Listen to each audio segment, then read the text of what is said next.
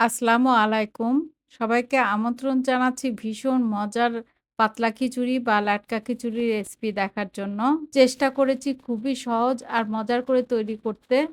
তো চলুন দেখে নিন এর পুরো প্রস্তুত প্রণালী। প্রথমে একটা হাঁড়িতে নিয়ে নিচ্ছি ১ কাপ ভাতের চাল। আমি ভাতের চাল নিয়েছি, আপনারা পোলাওয়ের চালও নিতে পারেন। চালের সাথে নিচ্ছি ১ কাপ মসুর ডাল। পাতলা খিচুড়ির জন্য চাল ডাল সমান নিতে হবে, নইলে মজা লাগবে না। এখন এই চাল ডাল খুব ভালো করে ধুয়ে নিব। ভালো করে ধুয়ে নিয়েছি। এখন এটা রেস্টে রেখে দিব ১০ মিনিটের জন্য। ১০ মিনিটের মতো ভিজিয়ে রাখলে চাল ডাল কিছুটা নরম হয় আর খুব তাড়াতাড়ি সিদ্ধ হয়ে যায়। ১০ মিনিট পর প্রথমে এর মধ্যে দিয়ে দিলাম 1/4 কাপ পেঁয়াজ কুচি, ১ চা চামচ রসুন বাটা, ১ চা চামচ আদা বাটা, হাফ চা চামচ হলুদ গুঁড়ো, হাফ চা চামচ মরিচ গুঁড়ো, হাফ টেবিল চামচ লবণ।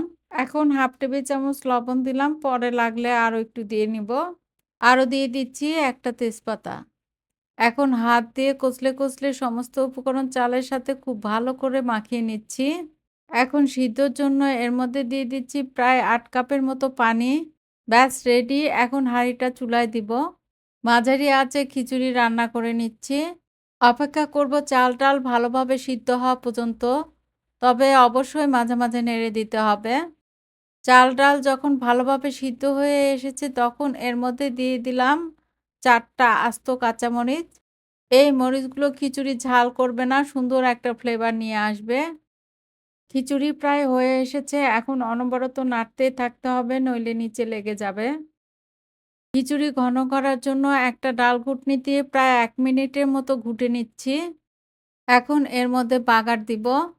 চুলায় একটা প্যানে দিয়ে দিচ্ছি ২ টেবিল চামচ তেল। তেলটা একটু গরম হয়ে আসলে এর মধ্যে প্রায় ২ টেবিল চামচের মতো পেঁয়াজ কুচি দিয়ে দিলাম।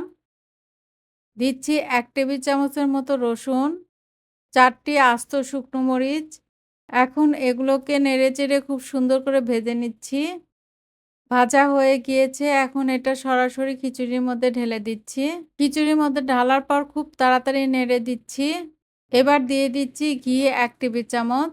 ঘি দেওয়ার পর চুলাটা বন্ধ করে ১০ মিনিটের মতো ঢেকে রাখবো। ১০ মিনিটের আগে কিন্তু কোনোভাবেই ঢাকনাটা খোলা যাবে না।